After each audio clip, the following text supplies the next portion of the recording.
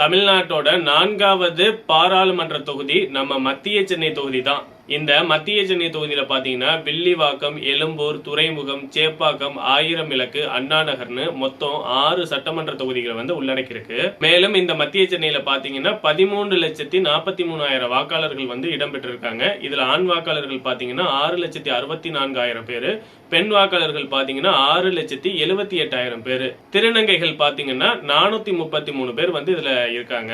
இந்த மத்திய சென்னை தொகுதியில தற்போதைய எம்பி பாத்தீங்கன்னா நம்ம தயாநிதி மாறன் இருக்காரு. தயாநிதி மாறன் 2019ஆம் ஆண்டு 4,48,911 வாக்குகளை பெற்றிருந்தாரு.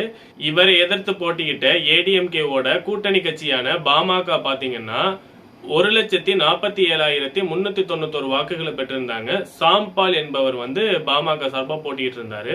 2014ஆம் ஆண்டு தேர்தலில் இந்த தொகுதியில ஏடிஎம்கே வெற்றி பெற்றிருந்தாங்க. தற்போது டிஎம்கே வசம் இருக்கு இந்த தொகுதி. இந்த மத்திய சென்னை தொகுதியில எந்த கட்சி எந்தெந்த வேட்பாளர்களை அறிவிக்கணும், யார் வெற்றி பெறணும்னு உங்க கருத்துக்களை கமெண்ட் பாக்ஸ்ல சொல்லுங்க.